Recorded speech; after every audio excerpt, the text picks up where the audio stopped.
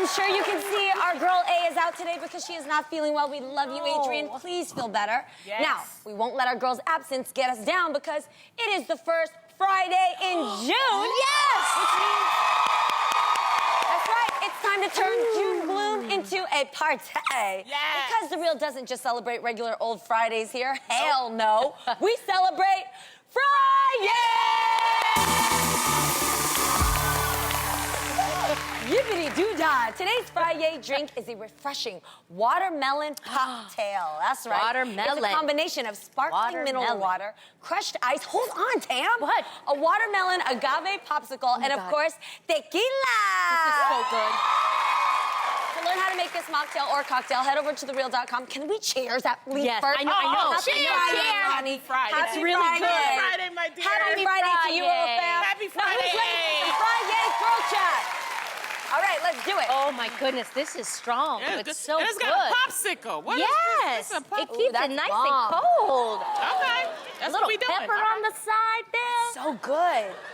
Okay. Can you get into the topic? Yes. Okay, so we all know it takes a village to raise a child. Don't you know that? Yes. And part of that village are godparents. Traditionally, the role of a godparent is to help shape and develop the child until adulthood. And if, God forbid, something ever happens to their parents, they would step in. Yeah. And while many consider being asked to be a godparent is a huge honor, some people just don't want that responsibility, which begs the question, if you're asked to be a godparent, is it ever okay to say no?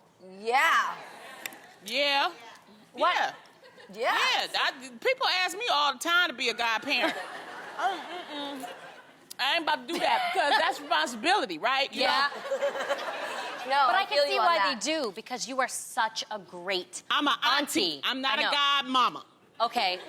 Mama is very important in that word. Now, you Yes. can call me a god auntie, but a god mama, no, I ain't doing it.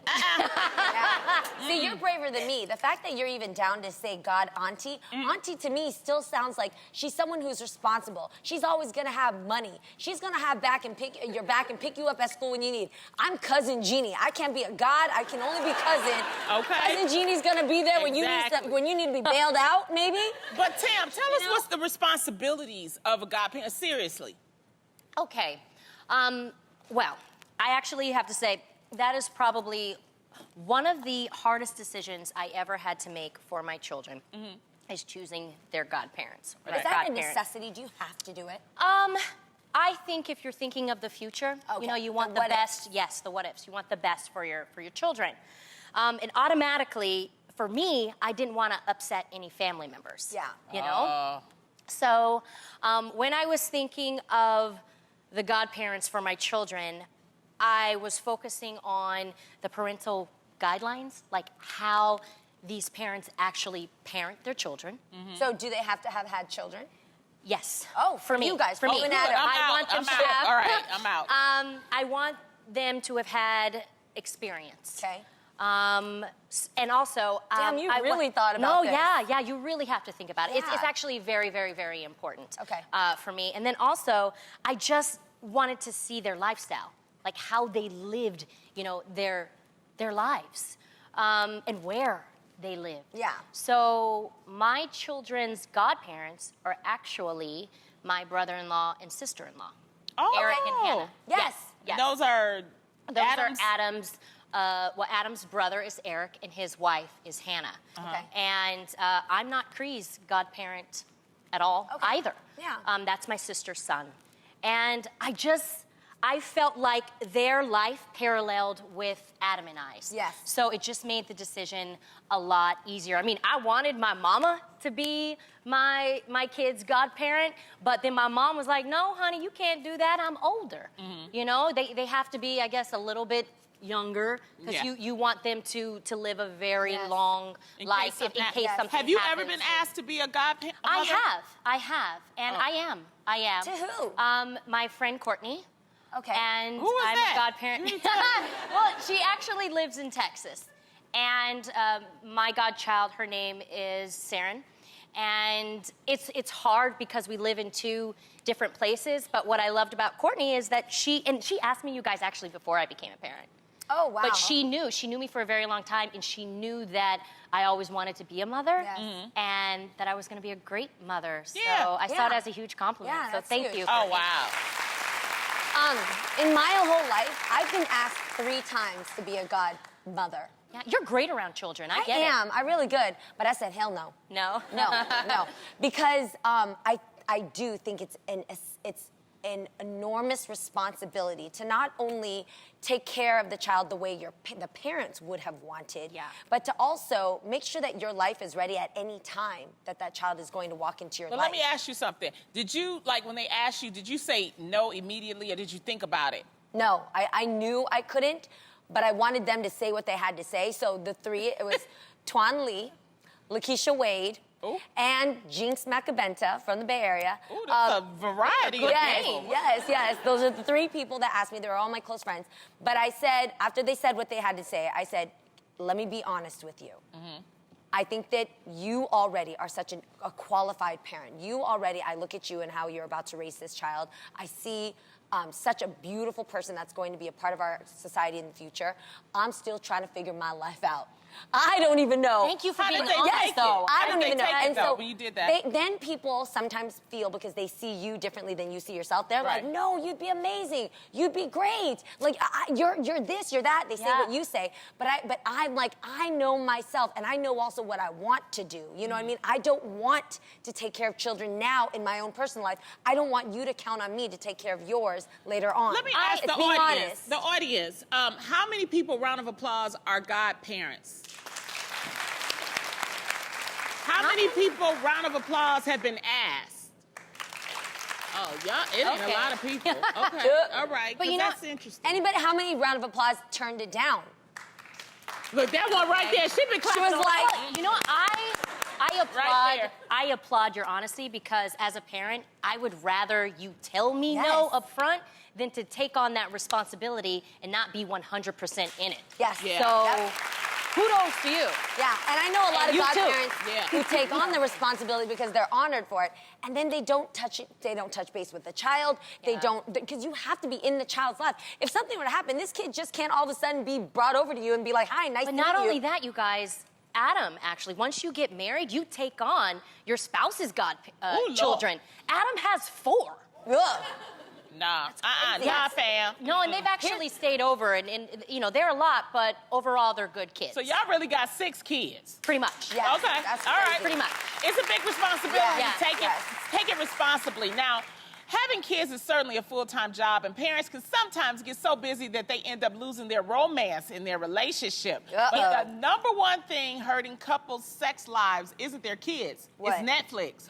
That's what they say. Really? What? That's right. A study from Lancaster University found that more and more couples nowadays are taking their iPads to bed instead of each other. All right? They You know who you are. They sit next to each other with headphones on, watching hours and hours of Netflix, and have no romantic interaction. So, ladies, is your partner turning on Netflix in bed and not turning you on?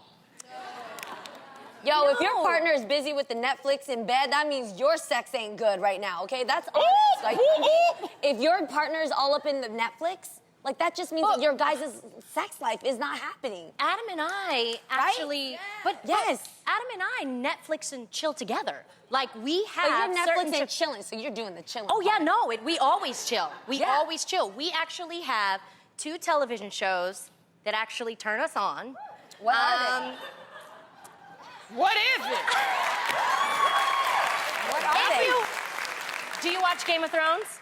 Yes. Oh, my gosh. You guys, there are lots of, like, sex scenes in that show. Okay. It's really sensual, and there's lots of fights and stuff, and everybody looks sexy, and Adam and I, like, we have a glass of wine together, and we always end up So you into softcore fun. porn. That's what you into, right?